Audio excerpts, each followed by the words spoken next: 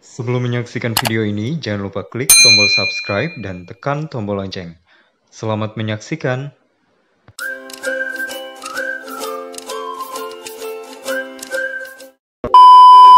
Hai, Assalamualaikum warahmatullahi wabarakatuh. Alhamdulillah kita dapat bertemu kembali pada kesempatan kali ini. Sebelumnya saya mohon maaf karena baru sempat membuat video ini pada kesempatan kali ini. Dan saya juga mohon maaf belum bisa menghadirkan cerita dari teman-teman pamong belajar yang lain. Karena baik saya maupun teman-teman yang lain juga memiliki kesibukannya masing-masing sehingga kita belum bisa menyatukan jadwal satu sama lain. Selain itu, 2 di antara 3 teman-teman yang belum membagikan ceritanya, mereka memiliki tugas tambahan di Dinas Pendidikan sehingga kantor kami juga berbeda dan kami belum bisa untuk membuat video bersama-sama untuk menceritakan pengalaman teman-teman mengikuti seleksi kompetensi bidang untuk formasi pamong belajar. Saya juga ingin mengucapkan terima kasih kepada teman-teman yang sudah like, komen, dan share di video-video saya sebelumnya. Dan terima kasih juga buat yang sudah subscribe. Bagi yang belum, silahkan ditekan tombol subscribe-nya. Kali ini kita akan membuat sesi Q&A atau question and answer terkait pengalaman saya mengikuti seleksi kompetensi bidang untuk formasi pamong belajar di tahun 2018 lalu. Dan semoga ini dapat bermanfaat atau memberikan gambaran kepada teman-teman yang akan mengikuti seleksi kompetensi bidang untuk formasi pamong belajar di tahun ini. Pertanyaan-pertanyaan ini saya kumpulkan dari pertanyaan teman-teman yang ada di kolom komentar YouTube, kemudian DM Instagram, dan juga via Telegram. Karena ada beberapa pertanyaan yang sama, sehingga di sini saya hanya merangkum pertanyaan dari teman-teman dan semoga ini bisa menjawab pertanyaan dari teman-teman semua. Biar tak berlama-lama lagi, langsung saja. Pertanyaan yang pertama. Ini adalah pertanyaan yang paling banyak ditanyakan oleh teman-teman. Kak, jika formasi yang dibuka di daerah kami bukan jurusan kependidikan atau kependidikan namun bukan dari pendidikan luar sekolah atau pendidikan masyarakat, apakah soalnya tetap tentang pendidikan luar sekolah atau seperti apa? Oke, seperti yang saya sampaikan dan juga pernah disampaikan oleh teman-teman saya yang lain pada saat cerita pengalaman mengenai seleksi kompetensi bidang di tahun 2018 lalu, soal-soalnya itu murni seperti yang ada pada kisi-kisi yang telah diberikan dari BKN, yaitu terkait kompetensi pedagogik dan juga kompetensi profesional untuk jabatan pamong belajar. Jadi bagi teman-teman yang mungkin pada saat jurusan kuliahnya itu di luar pendidikan atau pendidikan namun bukan pendidikan luar sekolah atau pendidikan masyarakat, saran saya perbanyak pelajari tentang materi-materi pendidikan luar sekolah atau pendidikan masyarakat dan pelajari juga file-file yang telah saya bagikan di video-video sebelumnya. Karena seperti yang saya sampaikan di video sebelumnya bahwa banyak soal-soal yang keluar dari file yang saya bagikan di video latihan soal dan juga pembahasan di part 2 kemarin. Oke, selanjutnya, Kak, siapa sih yang membuat soal SKB Pamong Belajar pusat atau instansi masing-masing? Kalau setahu saya sih yang buat soalnya itu dari pusat, karena kalau dari instansi masing-masing, menurut saya mereka juga tidak tahu. Berdasarkan pengalaman saya di tahun 2018 lalu, saya juga bingung kan Pamong Belajar itu apa sih yang dipelajari. Kemudian saya tanya ke BKD daerah, mereka menjawab, karena saya berasal dari Fakultas MIPA, ya sudah pelajari saja tentang MIPA. Dan ternyata pada saat hari H, ternyata tidak ada satupun tentang MIPA. Soal-soalnya murni 100% tentang pendidikan luar sekolah atau pendidikan masyarakat. Kemudian, Kak, apakah pamong belajar hanya mengajar PAUD? Tidak.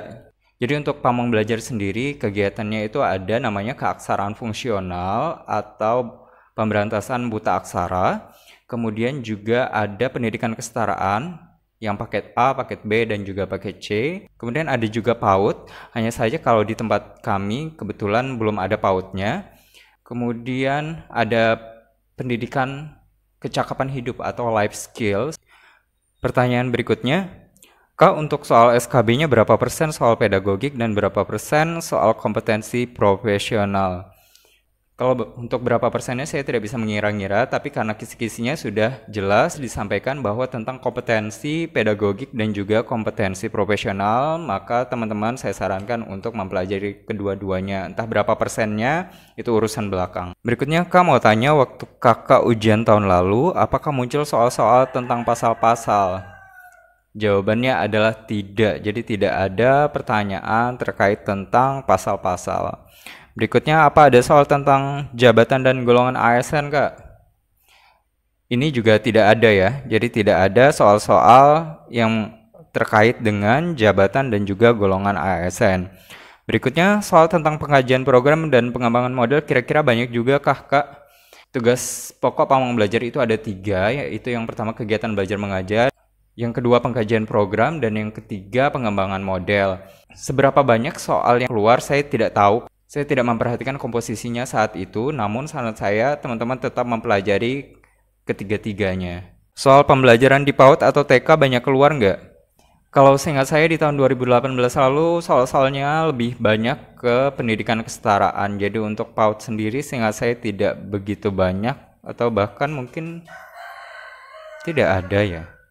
Kalau seingat saya ya. Lanjut ke pertanyaan berikutnya.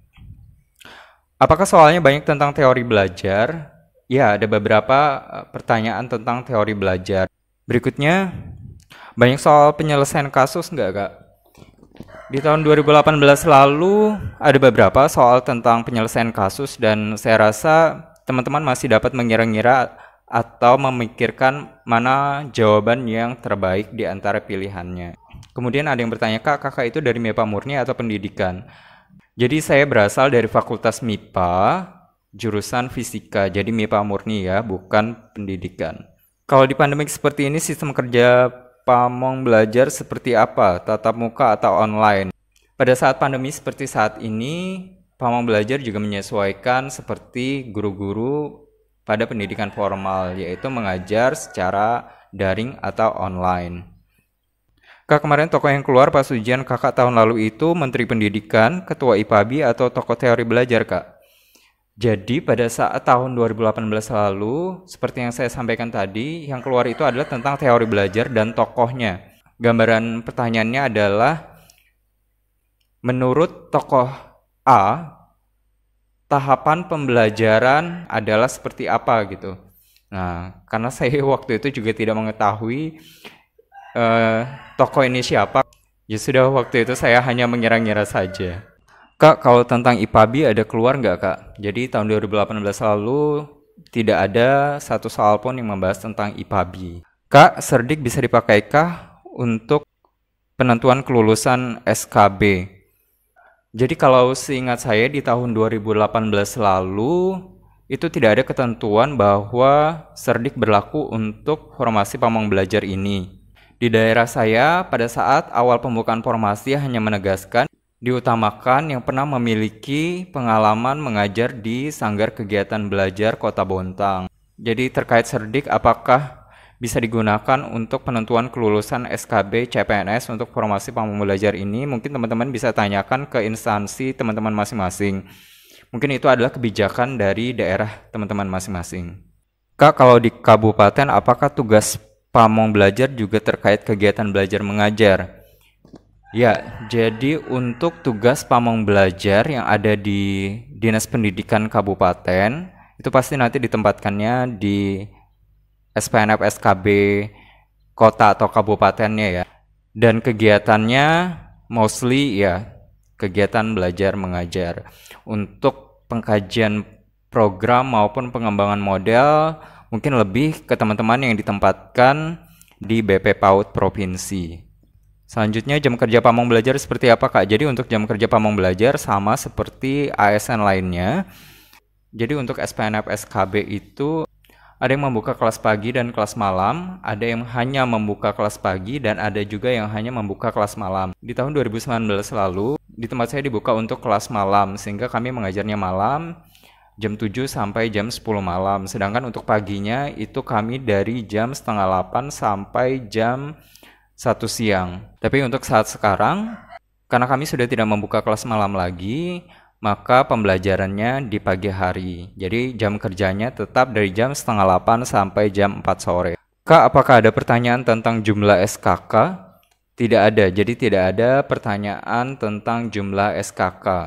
Assalamualaikum, waalaikumsalam. Kak, saya mau tanya, kan Hairul sudah lulus menjadi ASN pamong belajar. Setelah itu, apakah ada pelatihan PPG atau tidak? Karena Hairul kan dasarnya bukan dari sarjana pendidikan.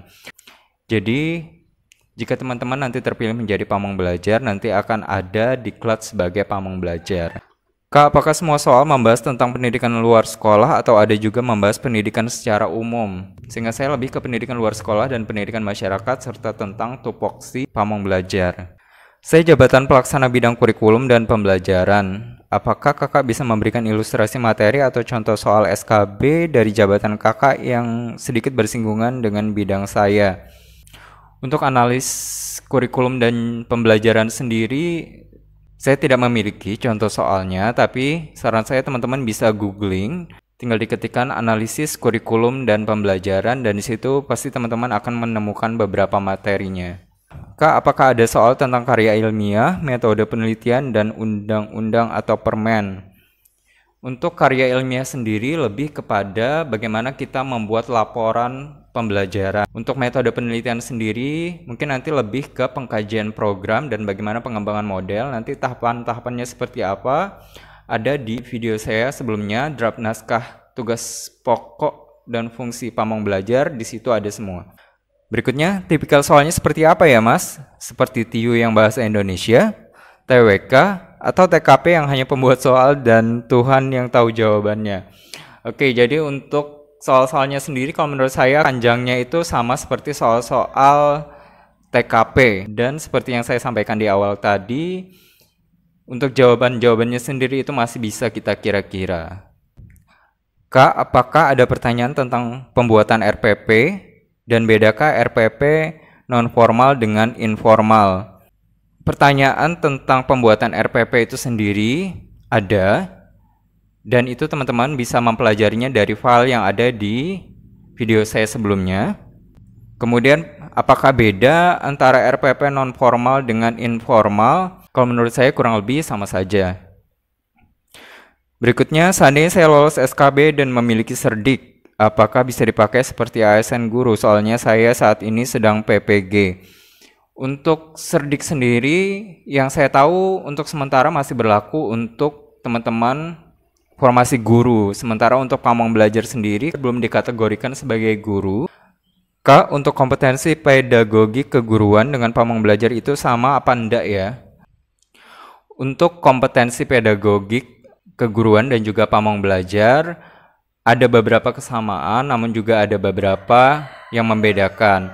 Kalau keguruan, karena yang diajar adalah memang siswa usia sekolah, sedangkan pamong belajar ini mengajar baik yang di usia sekolah maupun yang sudah bukan usia sekolah. Sehingga selain kompetensi pedagogik juga ada namanya andragogik, yaitu bagaimana kita mengelola pembelajaran untuk teman-teman yang usianya sudah dewasa. Oke, itu tadi Q&A pada kesempatan kali ini. Semoga bisa menjawab pertanyaan dari teman-teman semua dan dapat memberikan gambaran tentang seleksi kompetensi CPNS formasi pamong belajar yang akan berlangsung beberapa minggu ke depan. Saya mohon maaf jika ada pertanyaan yang belum terjawab. Jika masih ada yang ingin ditanyakan, boleh tulis di kolom komentar. Akhir kata, Assalamualaikum warahmatullahi wabarakatuh. Dadah.